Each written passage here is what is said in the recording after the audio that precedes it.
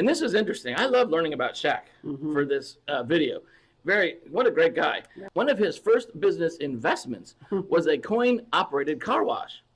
He didn't know what to do with all the coins, so he just took them home, and he left all the coins in his house. And this is so funny because his accountant one day is doing all his financial reporting or whatever, and he freaks out. He realizes Shaq's missing $250,000. Right. He calls Shaq and says, "What happened?" And Shaq goes, "Oh, I got all the coins loose here in the garage." What? He's grown a lot since those early days, and now Shaq has a knack for business and making money.